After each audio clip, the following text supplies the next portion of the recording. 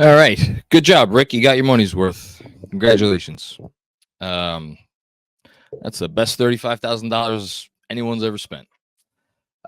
Knicks lose a heartbreaker in game three, 111, 106. Um, Pacers are now in the series for the moment, at least until Sunday. We'll see how long that keeps up. Oh, my God. There's so much to dig into in this game. Right now, more than anything, it's a feeling of disappointment. I think for any Knicks fan who watched this, because you had a chance. Put aside everything. We're going to get into all the things. I mean, really, it's just one big thing, but we'll get into that one big thing. Even with that, even with the fact that this was 5-on-8, and even with the fact that you had I would say clearly compromised version of Jalen Brunson, this was a tie game with 40 some seconds remaining. And, and credit to Jalen Brunson for getting it to be a tie game. Massive, massive 3-pointer with 42 seconds to go. And then you lose on not quite a miracle shot, but maybe a step under a miracle. And that's not even the most annoying part, because the most annoying part is the fact that it was after an offensive rebound. And it's funny, the people are justifiably going to be bothered, and bothered is that's not even the word, despondent over the refereeing tonight, as everybody should. And yet the number that I'm looking at is 13. And that's 13 offensive rebounds for the Indiana Pacers. And that's the part for me that's it's annoying in a different sense, because the Knicks are tougher than this team. They're 1,000% tougher than this team. And it seemed like so many of their points came off of offensive rebounds, because I got to tell you, I thought the Knicks started off this game with some exceptional half-court defense, and it got away from them a little bit as the first half went on. And then after halftime, I mean, that you really can't ask a team to play better half-court defense. It was as good a defensive performance as they've had in these playoffs, and they've had some absolute rock star defensive performances in these playoffs. And it completely flustered the Pacers. They were all out of sorts, and they defended well enough to win that game, evinced by the fact that they were up by, I think it was 8 or 9 points in the fourth quarter. Yeah, they were up by 9 at one point in the fourth quarter. Like, that was because of defense. It was because of defense, and it was because of three-point shooting. And we'll get to the three-point shooting. And that's the other. There's like 18 different incredibly annoying things about this game, even putting aside the refs. But the fact that you lost a game that you shot almost 51.9% from downtown, you lost what would have gone down in Knicks history as the Dante DiVincenzo game, had 35 points. Got big contributions elsewhere. Alec Burks, Deuce McBride finally showed up in the series. I thought that was very meaningful. So that part of it is annoying. There's all these annoying things, and yet, like, I'm struggling here, because we all made fun of the Pacers over the course of the last 5 days because of all the complaining they did about the refs. Now, actually, that's not true. We made fun of them for the last 2 days, because after game one happened, any Knicks fan I know acknowledged the Knicks got lucky. The Knicks got lucky over the fact that the refs blew a whistle that they shouldn't have blown, and it helped contribute to that win. But much like other past 2-minute reports that have, maybe gone in the Knicks' favor or gone in any team's favor, to take a play from the last 2 minutes report and say, well, that's why we won the game or that's why we lost the game, ignores the first 46 minutes. And yeah, the Pacers have every right to be aggrieved about that call that helped the Knicks win game one. But the whistle throughout the course of that game was a fair whistle. And the whistle throughout the course of game two was a fair whistle. The whistle for 48 minutes tonight, I got to tell you, I think it was probably the worst whistle I've ever seen in a professional basketball game. And it got to the point of absurdity where, and you could go in different directions here. You could go straight to Jalen Brunson getting mugged all game, but like, I don't know. For me, I don't even know if that's the most egregious part of it, because there have been segments of this season where he's gotten mugged and it's just not called. The tough part about it is when the refs decide from the outset, all right, we're going to call the game like this, and we're just not going to call these fouls, then it enables and emboldens the defender to continue to one-up their physicality to the point where, well, now you've started down this slippery slope, and there's no way to stop it. And I thought that was the case tonight, to the point where, in maybe the most laughable moment of the entire evening, maybe, you have all three announcers sitting there and saying, oh, well, Jalen Brunson clearly got fouled there, but they're not challenging that. They're challenging what happened half a second later, and they overturned a foul call. Now the Knicks ended up, getting the ball at a half-court tip, but they still, that would have been 2 free throws. So that's part of it. And then the other category of stuff is just like extraordinarily obvious things. Like I at some point I actually stopped writing them down. Where so there was a Brunson getting hit midway through the fourth. There was no call. Hart was blocked on the break, or so we thought. It was actually a goaltend. There was DiVincenzo that was fouled on a break, and there was no call there. And that came after 2 straight, muggings of Jalen Brunson, that there were no calls. Before that, there was a BS foul that Hart got called on Pascal Siakam. There was a call. There was a Deuce McBride foul. Didn't send anybody to the line, but even Doris Burke was like, "Oh, that's a play on." And after a while, you just have to kind of shake your head and say, "All right, we get it. We get it." It got to the point where, for me at least, it marred what should have been a really enjoyable game. And yet it was really hard to enjoy that after a certain point, because you knew anything that was even remotely close was going Indiana's way. So it was annoying. Now, I want to be very, very clear. And this is going back to what I said at the top. They could still have won the game. And again, you have a 9-point fourth quarter lead.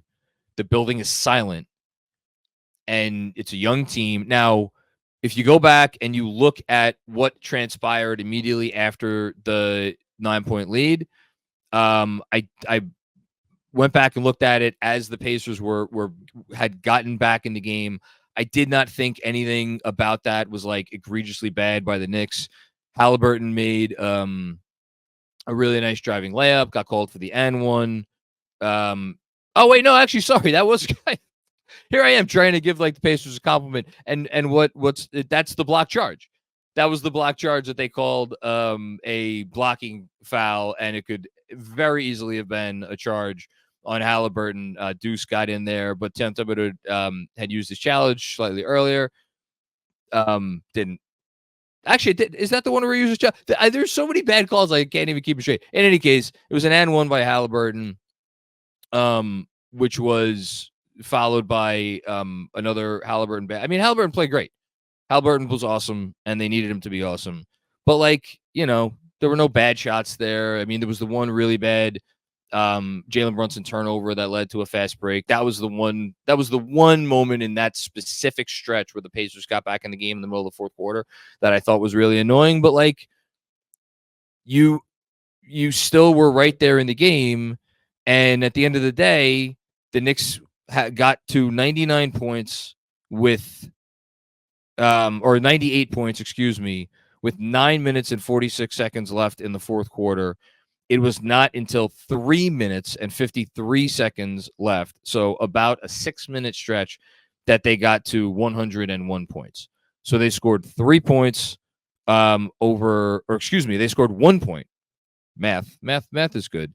They scored 1 point over what was essentially a 6-minute stretch. Were there some calls there that you can be annoyed at? Yeah, sure. It's not why they scored 1 point over 6 minutes. They had some good looks, from deep after they had been draining everything from three all night and just missed them. That was annoying. I thought their process was good during that stretch for the most part. Jalen Brunson had some really good looks during that stretch. Looks that usually go down. I mean, that was the other heartbreaking part of this is like, how many looks did Brunson have in this game, especially in the fourth quarter, where you're like, oh my God, he hits that every time. That runner off the glass, I think it was the last 2-pointer that he missed. That was utterly heartbreaking for him. And no one, not anyone watching, not anyone in that arena, not anyone on his team feels as bad about the misses that Jalen Brunson had more than Jalen Brunson. And if we're going to start to spin this forward, like, look, are you going to get another game like this from Dante DiVincenzo? No, you're not. Probably, almost certainly not. You never know. Although he's kind of heating up, because this is now, 4 straight games for him where he's looked really good. So maybe you get something similar. You're not going to get this, but you're going to get something similar. You have to figure that with every additional game that Jalen Brunson plays following this foot injury, he's going to be a little bit better, a little bit better, a little bit better, a little bit better. How much better can he get by Sunday? We'll see. And then how much better can he get by Tuesday? We'll see. And then we'll see if the series goes on past that. I'm not going to assume anything. So considering this is about as bad, and that's the thing, like, I don't want to kill the broadcast, like, praising Aaron Nesmith up and down, left and right. Like, those are shots Jalen Brunson hits. Those are shots Jalen Brunson hits. And he wasn't in him tonight because he wasn't Jalen Brunson. And yeah, I appreciated the fact that they point out that he may have re-injured the foot, but like, this is a guy who suffered that injury and like he was out for 13 and a half or whatever it was, 16 minutes actually in game one. Like, didn't know if he was going to play tonight. Might have been worth pointing out that, like, hey, this is not the guy that has been doing this for the Knicks all year, but that's fine. I'm not going to harp on it. So you're going to get better from Jalen Brunson. You would hope, as much as it is a quick turnaround. And you figure the refereeing is not going to be quite as one-sided, although who the hell knows? Look, you got to go out there and you got to play like mad, which is how you've won every game this postseason. Are they going to be able to do it? Yeah, they're going to be able to do it. It's tough because it seems like they take some time to get to a level of defensive intensity, but then again, like, they only have so much energy. And that's why I'm not about to sit here and blame any of these guys for a goddamn thing. This was yet another game where every Knick laid it all out there on the court and made everybody watching completely and totally proud to be a Knick fan and root for this team. Mentioned DiVincenzo, talked about Brunson. Hart, was it his best game? No. And yet the dude still pulls down 18 rebounds. And he was, that's another thing I think moving forward. Josh Hart, it feels weird to say this about Josh Hart, like, only had 10 points, only took 7 shots in this game, clearly was not comfortable. It was a game you could tell he wasn't really comfortable shooting the ball. You figure that's going to change. He's been better on offense throughout most of the playoffs. He'll be better. The Knicks, I think, will get more offensive rebounds, although credit to the Pacers for doing a great job keeping New York off the offensive glass. I thought Achua played pretty well. I mean, and then, a name we haven't mentioned yet, Alec Burks. How nice a story is that? Alec Burks, a guy who, I don't know that if you add up all of the good minutes that he's played over the course of 3 months for this Knicks team, you're going to find 21 better minutes than the 21 minutes he played tonight. finished with 14 points on 6 field goals. I know he missed his last 2 attempts from 3. They were good looks. It's fine. He was awesome. And I mentioned McBride also. McBride showed up. You would have loved that last 3 that he took to go down. It was good luck. Didn't go down. Not going to kill him for it. He's made more than enough in this postseason. And he made some big ones tonight. So, look, they did a lot of good things. Again, they defended impeccably well in the second half. Got to clean up the defensive glass. Brunson has to be a little bit better. But at the end of the day, they played well enough to win this game, and it's just a shame that they didn't for a variety of reasons that are extraordinarily annoying, extraordinarily unfortunate. It's similar to the feeling that I had after game 5, in that, like, you win this game, you go up 3-0. No team has ever come back from 3-0. It's like you win this game. It's like you're kind of sort of, not officially, but you're kind of in your first Eastern Conference Finals in a quarter century, and the game was there. You get one more defensive rebound, and all of a sudden you get the last shot. A 30-foot prayer doesn't go in. You get that rebound. All of a sudden you get the last shot. You were that close. If you're the Knicks and you're that close, the thing that I will say that is different is that I don't feel nearly as down as I was after game 5. Of Philly. I can't explain why fully. Maybe it's because this is yet another game for me that confirms the Knicks are the better team. And I guess that maybe here's the other part of it. Yeah, they're the walking wounded. Yeah, no OG Anunoby. I think Woj reported tonight that their OG's probably is not going to play in game 5. OG's not playing again this series. And maybe if it goes to a game 7, we see him. But at this point, I wouldn't bet on him playing again in this series. Again, maybe that changes if they go to a game 7. Like, I did not think tonight.